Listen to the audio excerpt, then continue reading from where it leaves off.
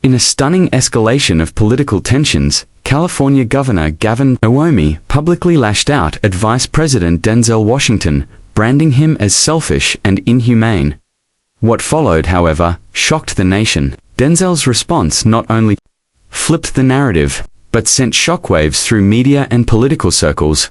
The country had barely stirred from sleep when a tweet from Governor Newsom lit up social media. Selfish, inhumane. While families are being torn apart, Denzel Washington is smiling in Disneyland, down in Bayou country. Disgusting. The accompanying photo showing Denzel beaming among laughing children at Disneyland seemed to undercut the accusation, but it was too late. Hashtags like #DirtyDenzel exposed and #DisneylandGate exploded across X, and major news outlets rushed to amplify the backlash. In California, protesters flooded the state capitol, chanting and waving signs. Families shattered by Trump's VP, shame on Denzel. But in neighborhoods like South Central Los Angeles, Washington's own roots, the reaction was disbelief. Denzel, that man? No way, he's that cold, muttered an older man watching the news unfold from a barbershop chair. What the public didn't yet know was that Denzel had just seen the tweet. Sitting in silence, gripping his phone, his aides watched him nervously. But there was no anger in his eyes.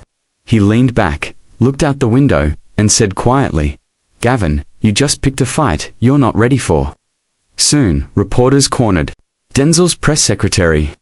Was the vice president really at Disneyland while ICE raids intensified?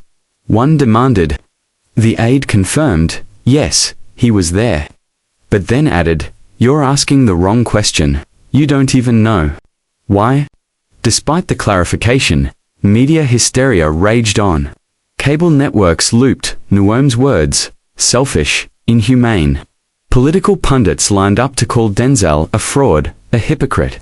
In the White House, President Trump was already on the phone. They're coming for you, he warned. You don't punch back, they'll bury you by sundown. Denzel.com, as ever, replied, "Mr. President, I don't dodge fights, I end them." Later that night, alone in a quiet hotel room, Denzel flipped through a stack of folders stamped classified, California corruption investigations.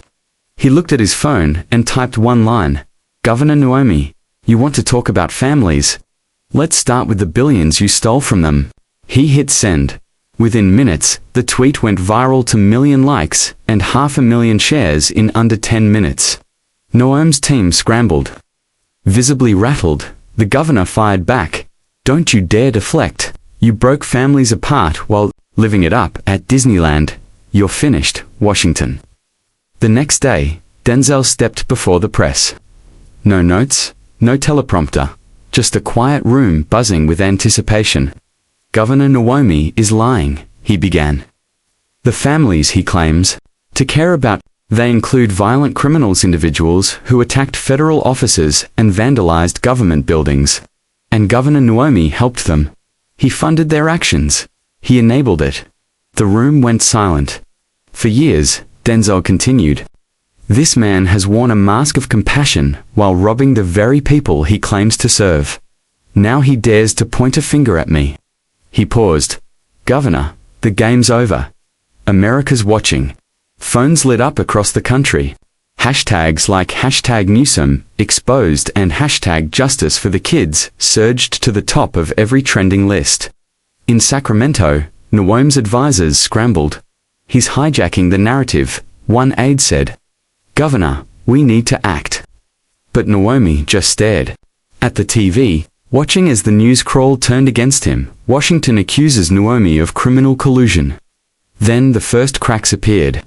Leaked financial documents began to surface. Wire transfers from California's emergency housing funds, routed to shell groups connected to violent protests. At the same time, a viral photo emerged. A boy in a wheelchair at Disneyland holding a sign that read, "Thank you, Denzel, for visiting us." The tone across the country began to shift. "They lied about him," whispered a grandmother in Kansas. Tears in her eyes. "That man's no villain, he's a blessing." In his office, Denzel turned to his chief of staff. "Time to release the files," he said. If Naomi wants to throw stones, let's bring down the whole house. By sunrise, a video appeared on Denzel's official channel. I was at Disneyland visiting children fighting cancer and rare diseases. Meanwhile, Governor Naomi was stealing from your families. Let's talk about selfishness. The video's reach was explosive. In it, Denzel held up a stack of documents marked confidential. Governor Naomi took billions from housing programs meant for struggling families and funneled it into illegal schemes protecting violent criminals and undermining federal law. You want receipts? I've got them. Newsom's camp was in freefall. Where did he get these files? A staffer whispered. Sir, donors are threatening to walk, warned another. The governor snapped. Leak something on Washington. Anything but. It was already too late. The next blow came from within.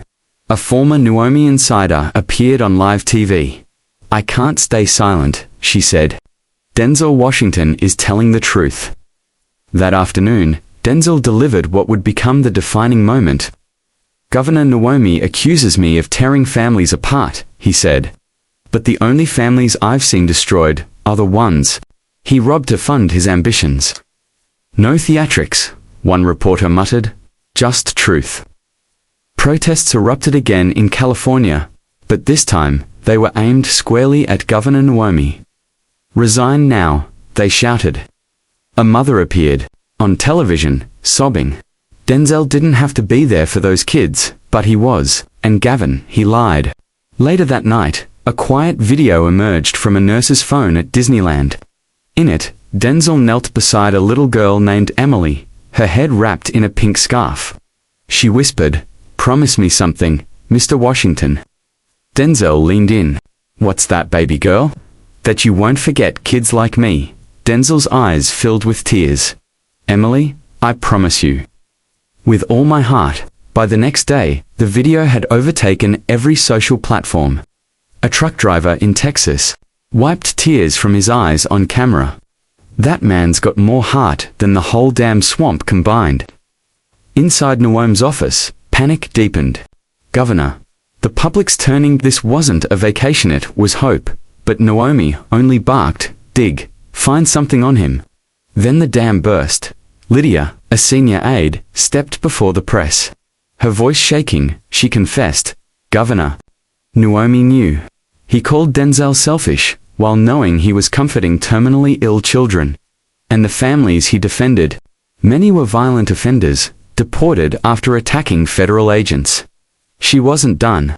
"And yes," she said, voice steady now. Governor Naomi approved millions in secret payments to radical groups to sabotage federal immigration enforcement. I've seen the proof. Live coverage showed Newsom pounding his desk, yelling, "Discredit her, destroy her." But the tide had already turned. Denzel returned to the podium for one final statement. "I didn't go to Disneyland for leisure," he said. "I went because those children needed someone who would show up for them. If that makes me selfish, I'll wear that title with pride. But America deserves the truth." He held up the evidence. Gavin Newsom didn't just lie, he betrayed his people. He stole from struggling families to fund violence and division. That is selfishness. That is cruelty. The room erupted. Reporters wept. Across the country, families embraced. And in that moment, Denzel Washington wasn't just a vice president. He became a symbol of integrity, of courage and of unshakable heart. This is betrayal. Meanwhile, Denzel returned quietly to Ohio, visiting the family of little Emily, the girl he met at Disneyland. Cameras captured a tender moment. Emily's tiny hand wrapped around Denzel's fingers as she whispered, "Don't let the bad man hurt the kids again." Denzel's jaw tightened. "I won't, Emily, I promise." Back in Sacramento, Governor Newsom's world unraveled. Major donors were walking away.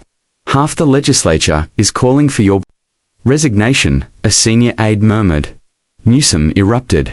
"It's lies, a smear campaign from Washington. How can you all be this blind?" But the walls kept closing in. That morning, a leaked audio recording exploded across every channel. Newsom, laughing arrogantly at a closed-door fundraiser. "Let the Trumpers cry. We're not deporting criminals, we're making martyrs to bury them. The fallout was swift and brutal.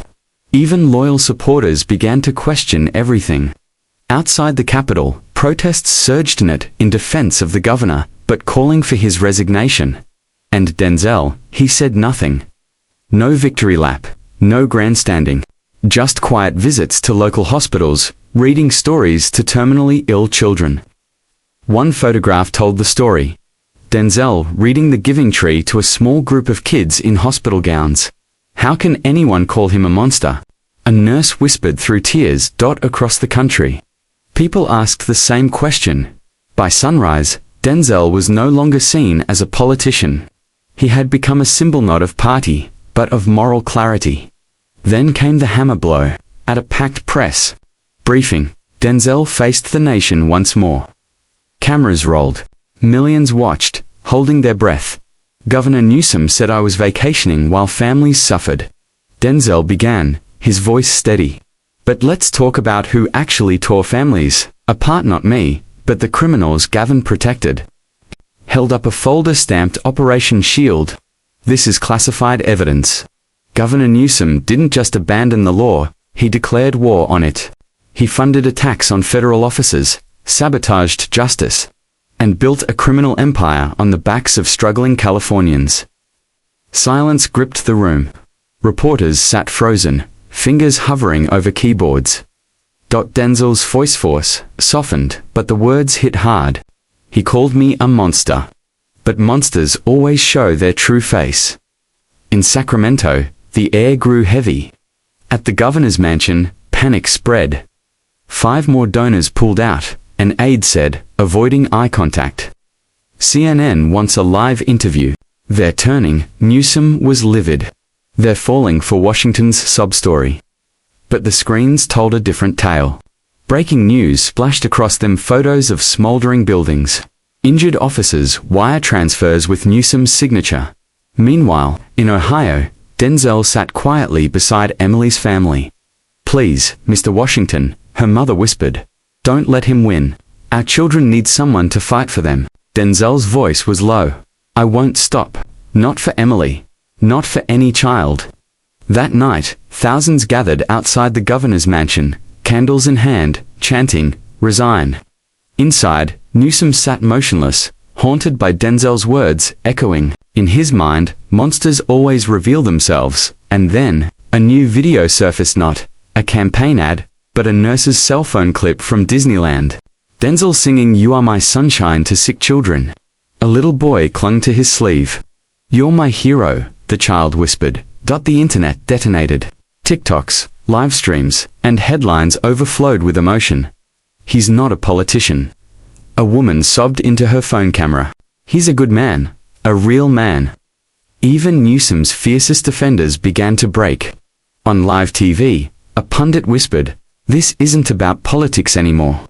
And then, another blow on Expos revealed that Newsom had tried to pin border chaos on Trump, and Denzel emails showed coordination with radicals to incite riots for political gain. In the Oval Office, Trump leaned back. He's not just winning, he's rewriting the whole game. Denzel stepped back in front of the nation. Yesterday, I met a girl named Emily. She has leukemia. She grabbed my hand and asked me to protect kids like her. His voice cracked. That's why I went to Disneyland, not for vacation. To remind kids they still matter. He stared into the camera. Governor Newsom called me selfish. No, selfish is stealing from families who can't pay rent.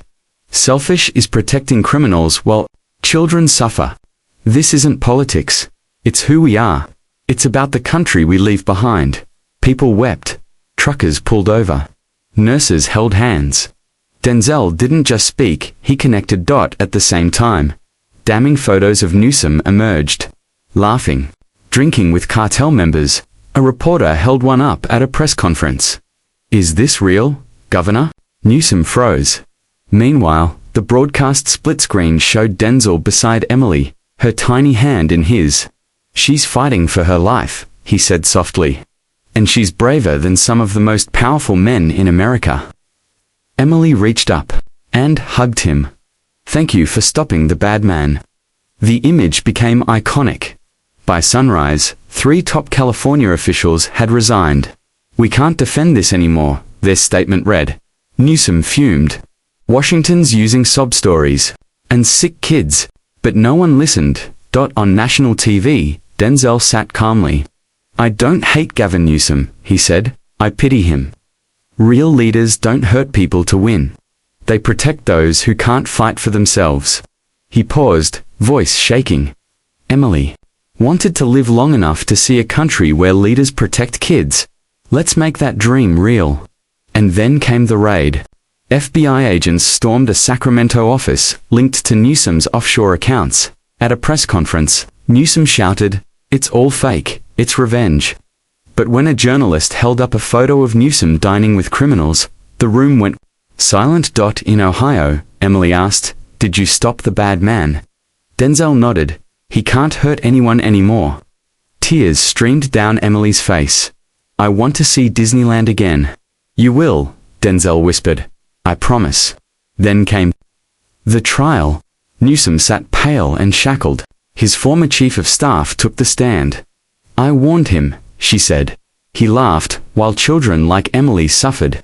Testimonies followed like thunderclaps. Aides confessed. Crimes confirmed. Evidence undeniable. In hospitals, people watched. Denzel sit quietly beside Emily. "You gave us hope," her mother said. "No," Denzel replied gently. "Emily gave me hope." Then Emily's heart rate slowed. Doctors whispered, "It's time." Denzel leaned close. "You changed the world, little warrior. You woke up a nation. Promise me," she whispered. "Help the others, too." "Will. Always." The image of Denzel kissing Emily's forehead went viral. Across the country, vigils formed. "Fight, Emily. Fight." Signs red. In court, the verdict rang out. Guilty on all counts. Gavin stood frozen, a shadow of who he was. In Washington, Trump called, "You didn't just defend us, you showed the country what leadership really is." Denzel's voice was quiet. This was never about politics. It was about the people. Gavin betrayed. It was about Emily. That night, Denzel appeared one last time on TV. No stage, no fanfare, just Emily's hand in his. "You kept your promise," she whispered. "No," Denzel said, tears falling. "You are the reason we fought. You reminded us of what matters." He looked into the camera. "To every family watching, let's build a country where no child is forgotten. For Emily. For all of us." Across the nation, people cried. Fireworks lit the sky, and in that moment, America remembered what it meant to fight for what's right.